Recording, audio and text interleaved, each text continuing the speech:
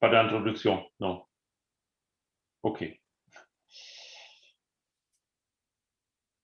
Donc, bonsoir, merci pour l'invitation.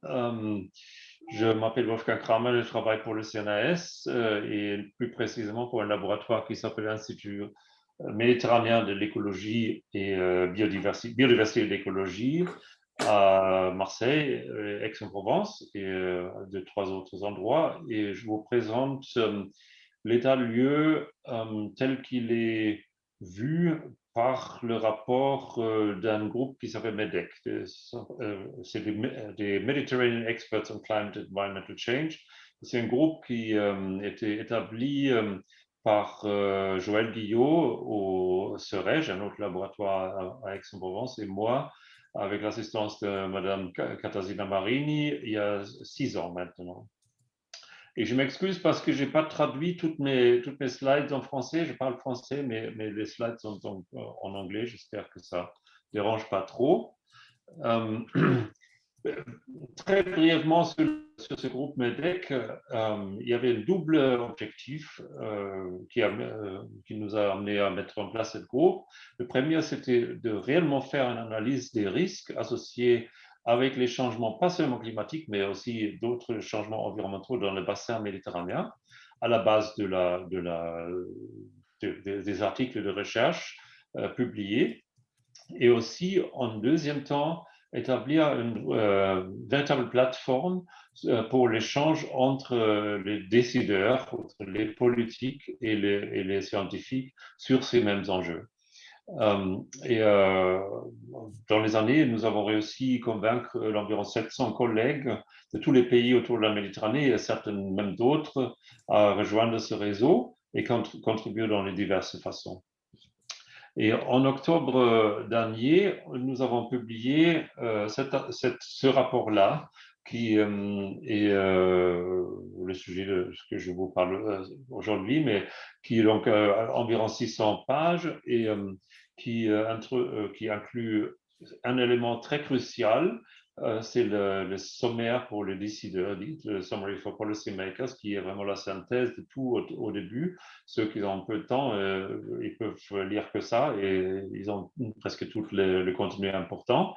Et après, 6 chapitres beaucoup plus détaillés où on trouve non seulement nos conclusions de notre synthèse et notre évaluation de la littérature, mais aussi toutes les sources, toutes les références aux articles scientifiques que nous avons utilisés.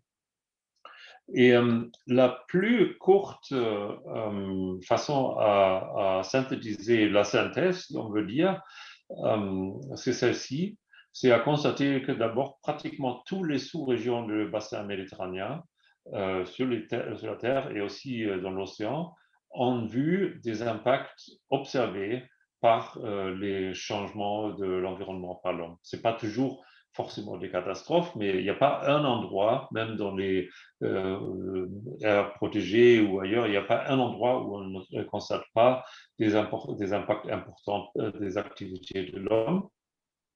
Et ces impacts sont provoqués par plusieurs forçages, évidemment le climat qui change, qui a changé déjà tout le temps, mais qui change beaucoup plus vite aujourd'hui.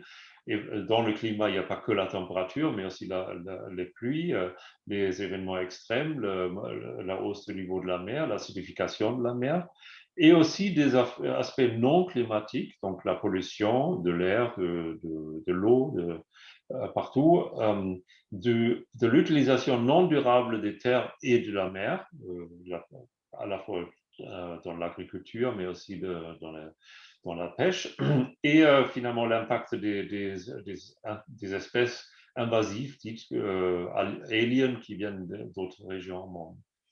Dans la plupart des régions, c'est à la fois l'écosystème naturel et aussi le bien-être ou la possibilité de l'homme de se nourrir, de vivre, sont impactés.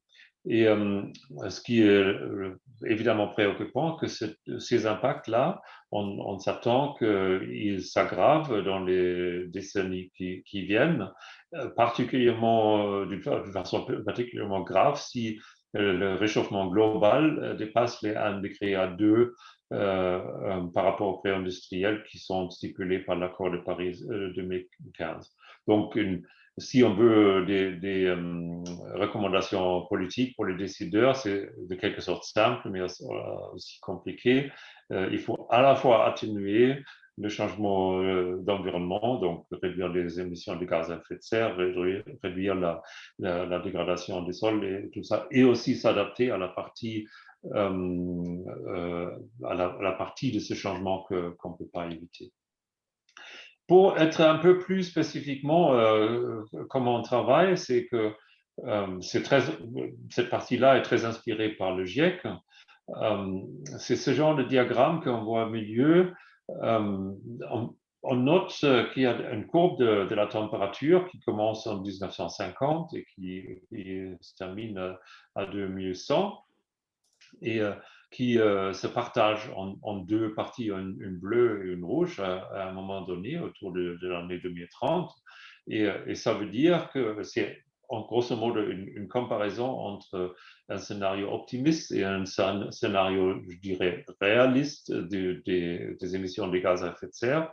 Autrement dit, si on reste sur le niveau d'engagement politique tel que c'est le cas actuel, on risque d'avoir un réchauffement en région méditerranéenne vers la fin du XXIe siècle entre 4 et 5 degrés par rapport à la période récente. Je ne parle pas du pré-industriel, mais bien la période récente.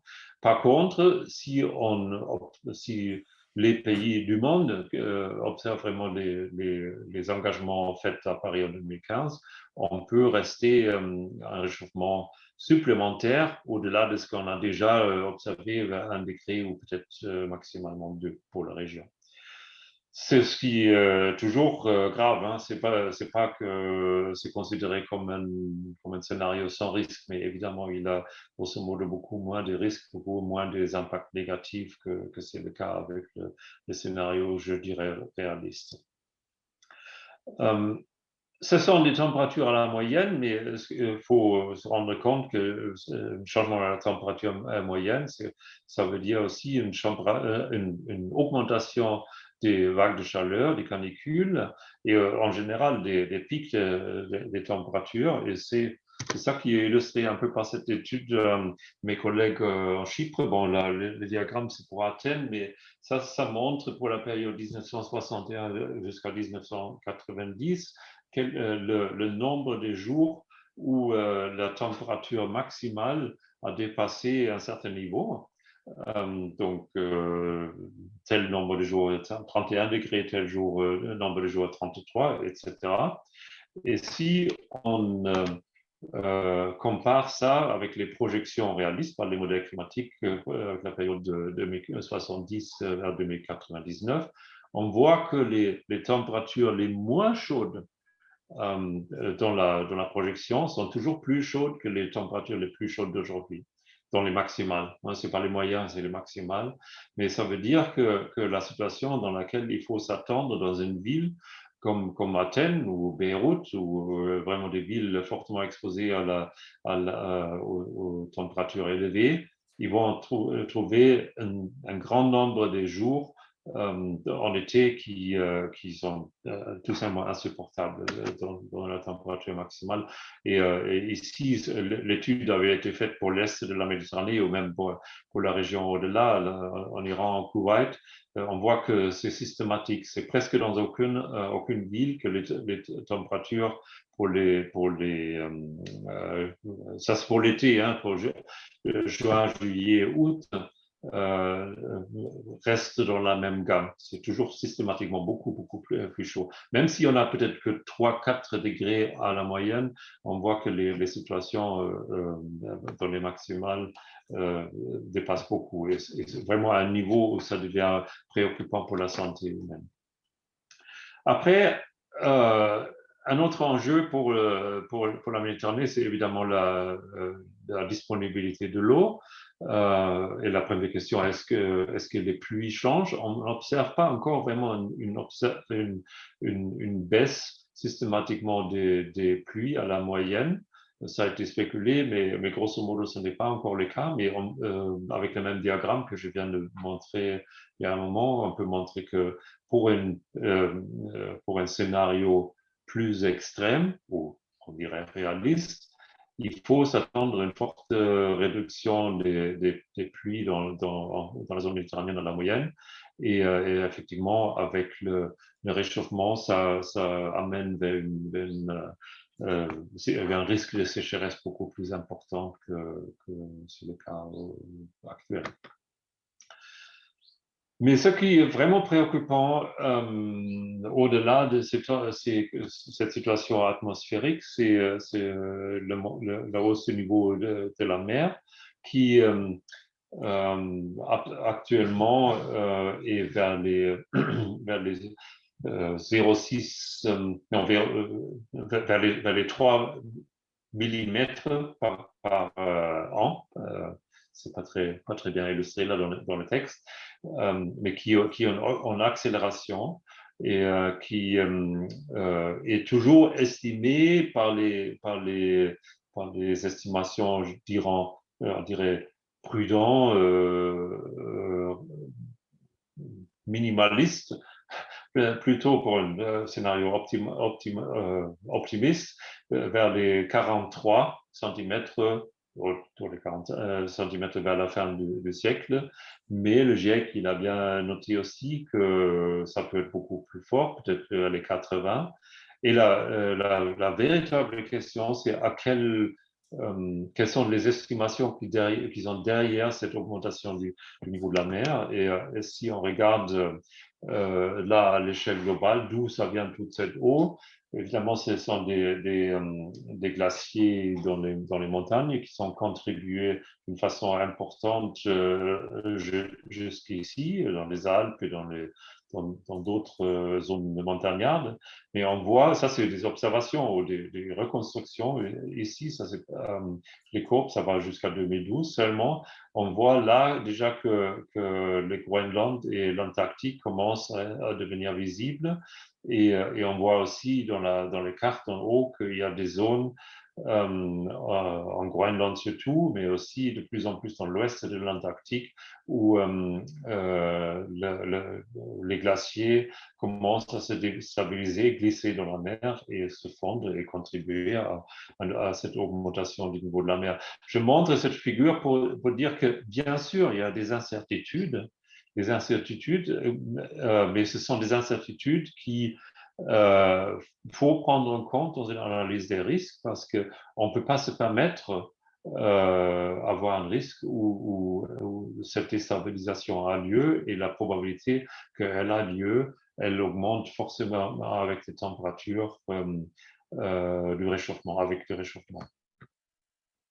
Qu'est-ce que ça donne? Évidemment, la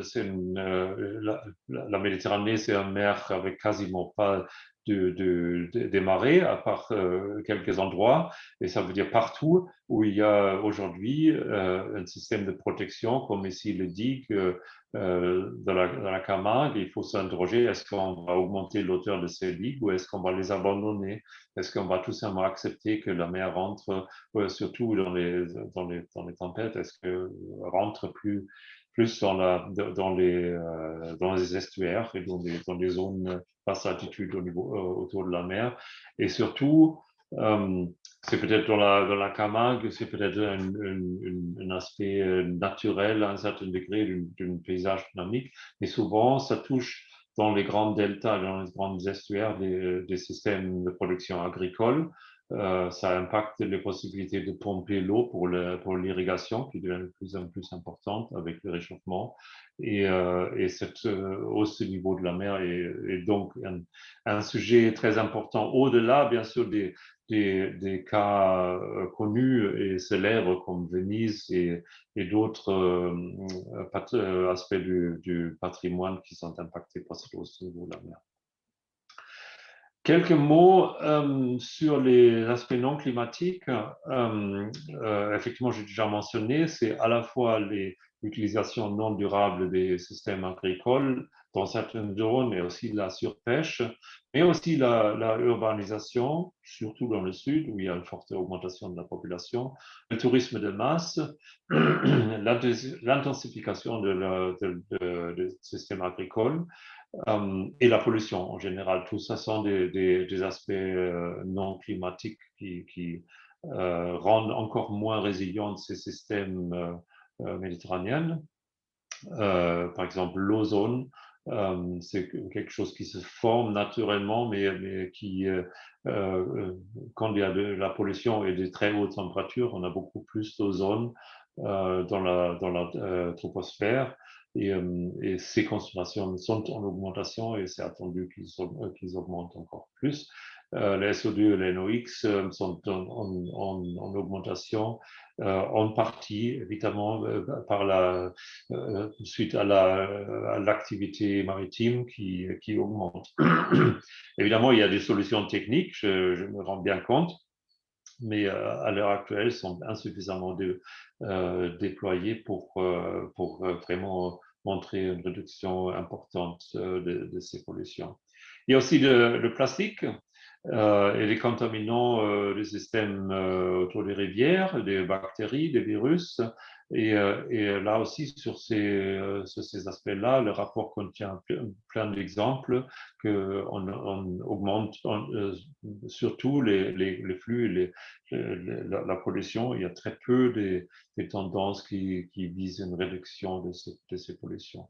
Et finalement, les espèces non indigènes que j'ai déjà évoquées. Quels sont les risques plus concrets associés avec ces changements? Clairement, l'agriculture, c'est un des utilisateurs de l'eau les plus importants en Méditerranée. Mais clairement, on a des options techniques au niveau d'irrigation, par exemple, mais ce qui est clair aussi, qu'on a une forte augmentation de besoins de production agricole, même si la Méditerranée n'a pas pour but d'être autosuffisant, il y a quand même une augmentation de la production agricole qui s'impose et donc un besoin supplémentaire des ressources en eau fraîche, en eau potable. Estimé peut-être 4 à 18%, ça semble peut-être pas beaucoup, mais si on augmente la population et l'urbanisation, ça augmente beaucoup plus parce que on va vouloir quand même la production augmentée agricole dans la région. Il y a le potentiel de s'adapter, mais c'est une grosse question si c'est possible d'avoir tant de l'eau fraîche accessible pour l'irrigation vers la fin du XXIe siècle, aussi à un coût abordable. Il faut savoir que le blé est dur. La Méditerranée, c'est une des régions principales où il est produit. Ça fait aussi partie de la culture méditerranéenne, avec les pâtes et les couscous. Et sur une même surface, traitée par les mêmes techniques, il faut s'attendre à une réduction des rendements avec le réchauffement, même si on arrive à irriguer et aussi des risques associés avec les pathogènes. Là aussi, il y a un potentiel de s'adapter, mais les politiques agricoles actuellement sont insuffisantes pour assurer cette prise en compte. Il y a une transition vers des méthodes agroécologiques qui a un grand potentiel parce que elle peut à la fois stabiliser des systèmes agricoles, mais elle peut aussi stocker plus de carbone dans les sols et par cela avoir un impact positif sur le climat. Actuellement, on voit que ça s'affiche plus en plus comme un objectif politique, mais ce n'est pas encore suffisamment déployé dans la plupart des pays autour de la Méditerranée. Et les sécheresses et la dégradation des systèmes, des écosystèmes, évidemment, ça se prononce aussi dans le risque des incendies. Il y a une généralisation de paysages, soit on a à un endroit une agriculture intensive et à un autre endroit des forêts qui se reboisent ou qui sont même reboisées artificiellement et qui souvent connaissent des risques élevés avec des sécheresses pour des incendies. Bien sûr, des incendies, souvent, ils sont allumés par des gens, mais il n'est pas possible de complètement contrôler l'accès à toutes les forêts pendant les étés chauds. Il y a donc plutôt une question, est-ce qu'on ne peut pas, par exemple, limiter le réchauffement climatique ou gérer les paysages autrement pour qu'il n'y ait pas des grandes quantités de bois homogènes qui brûlent, qui provoquent des très grands incendies pendant les sécheresses. En mer, il y a d'autres formes des mêmes problèmes qui se manifestent. C'est très difficile de attribuer dans les systèmes, dans les observations des écosystèmes marins, des changements observés au réchauffement, parce qu'effectivement, avec la surpêche, c'est très compliqué à savoir pourquoi une espèce a augmenté ou a baissé. Est-ce que c'est la perturbation de l'écosystème par la pêche ou par les réchauffements? Mais ce qui est clair, c'est que même en mer, on a des canicules et des canicules qui deviennent plus fréquentes et plus importantes et qu'il y a pas mal des espèces dans les coralligènes et ailleurs qui sont été déjà impactées par ces canicules marines. Et aussi tout ce qu'il y a comme espèces dans les coralligènes, ils connaissent les mêmes formes de blanchissement des coraux comme on les observe dans les tropiques. En général, les rendements des pêches en Méditerranée, ils se réduisent. Et c'est pas parce qu'on fait moins d'efforts, mais c'est surtout parce que l'écosystème est perturbé. Là aussi, il y a un potentiel pour faire mieux. C'est clairement la conservation des aires marines protégées qui peut aider d'une façon importante, pas seulement pour la biodiversité, mais aussi pour la production de la pêche. Mais réduire la pollution de l'agriculture qui arrive en mer et de l'industrie et des villes, c'est effectivement aussi une partie importante des mesures d'adaptation, oui, de réduction des impacts au niveau de la mer. Juste pour ceux qui s'interrogent sur le blanchissement des coraux, normalement on a ces grandes photos du Great Barrier Reef ou ailleurs dans les tropiques, mais il y a aussi observé le même mécanisme des vrais dommages pour les coraux en Méditerranée. J'ai pas parlé explicitement de la acidification. Je crois que vous les connaissez, l'augmentation du CO2 dans l'atmosphère. Elle, quasiment mécaniquement, chimiquement, elle va amener vers une acidification de la mer partout dans le monde et aussi en Méditerranée. C'est comme si je produis une bouteille de l'eau minérale en usine, je vais augmenter la pression de CO2 dans l'air autour de mon liquide et le liquide va absorber ce CO2 et devenir plus acide. Exactement, c'est ce qui se passe en mer et ça a des impacts négatifs pour un grand nombre des espèces. Après, c'est l'homme, c'est la question à quel point l'homme est impacté par le réchauffement. C'est effectivement par ces changements de l'environnement, c'est effectivement dans plusieurs sens. Là, j'ai que des cartes pour l'Europe parce que on a très mal à avoir les mêmes analyses pour le sud de la Méditerranée. Mais on voit aussi que les grands impacts ils sont plutôt dans le sud de l'Europe comparé avec le reste de l'Europe. Et souvent, la mortalité, elle est en fonction des températures et de la pollution au même temps.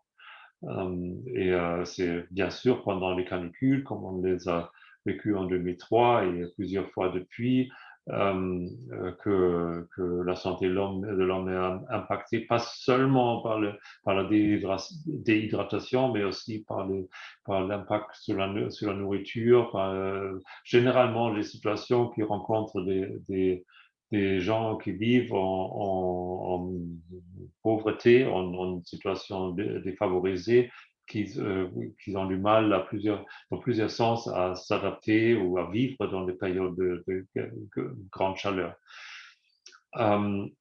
Au-delà des impacts évidemment cardiovasculaires, mais aussi d'autres directement du réchauffement et de la pollution d'air, il y a aussi des impacts sur les vecteurs, sur les Zika ou sur les moustiques qui risquent à se distribuer encore plus en Méditerranée et qui ont un impact sur la santé.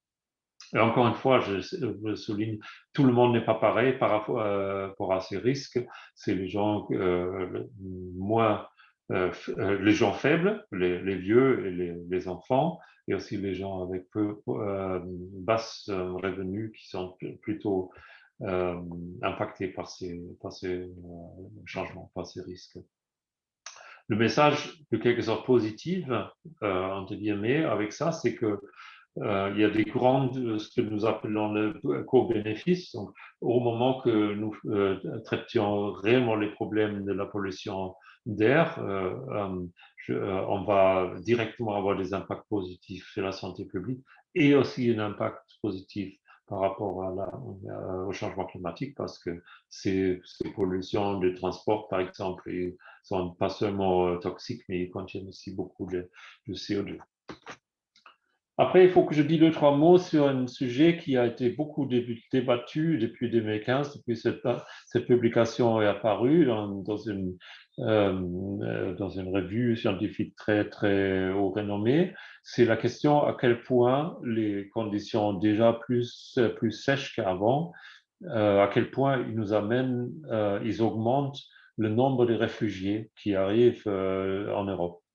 Il faut d'abord dire que cette publication n'a jamais réclamé qu'il y ait un lien direct avec le changement climatique et le nombre de réfugiés. Ils ont plutôt indiqué que les sécheresses exceptionnelles, surtout 1988 jusqu'à 1993 et aussi les derniers 3 ans du dernier siècle, et après 2005-2010, en Syrie et en Irak, ils ont généralement déstabilisé l'économie de la région, l'économie agricole, mais aussi l'économie, tout ce qui dépend des revenus agricoles, surtout en Syrie, et que cela est considéré comme un facteur qui a déstabilisé la société et qui a amené une grande partie de la population de se demander encore plus si leur vie est toujours tenable dans la région, s'il faut partir, s'il faut s'opposer au gouvernement répressif ou à autre chose. C'est à ce point-là que ce papier fait la conclusion que le changement climatique a joué un certain rôle pour la décision de se déplacer de ces personnes et que par interprétation de cette observation-là, il faut s'attendre aussi peut-être que dans l'avenir, si on a encore plus des sécheresses dans la région, ça va peut-être, ou dans d'autres régions, comme l'Afrique au sud du Sahara, qui vont peut-être amener les gens à devenir des réfugiés. Donc, il n'y a pas un mécanisme, on ne réclame pas qu'il y a il y a un mécanisme direct entre le changement climatique et le nombre de réfugiés, mais il y a ce que nous appelons un threat multiplier, un multiplicateur de menaces qui est vécu par les gens et ceux qui ont la possibilité de se déplacer. Parfois, ça peut augmenter leur probabilité à partir. Finalement, quel est le message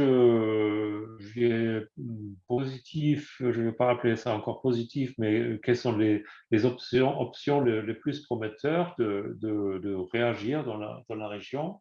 Ce qui est clair, que c'est au niveau de l'énergie, il y a quand même des options importantes pour les pays méditerranéens et surtout pour les pays du Sud, d'augmenter d'une façon très importante l'utilisation de la production de l'énergie renouvelable, soit pour exportation vers le nord ou pour la production des produits qui vont être exportés.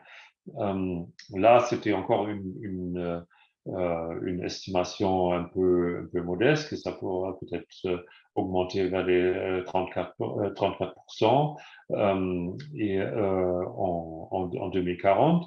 Mais il y a aussi des calculs qui disent qu'on pourra aller plus vite, et surtout aussi si dans la région, on travaille sur l'utilisation de l'énergie pour que pas la demande de l'énergie augmente au même temps. Ça veut dire si on insiste au même temps que pour l'habitation, pour les transports et pour d'autres choses, que on économise vraiment l'énergie. C'est tout à fait possible, et avec une coopération améliorée entre les pays du Sud, il est estimé par des études de nos collègues que l'aspect énergétique peut être une piste d'amélioration qui va automatiquement s'y amener à une réduction des émissions de gaz à effet de serre. Pas encore au niveau de, de l'engagement pour l'accord de Paris, mais dans cette direction.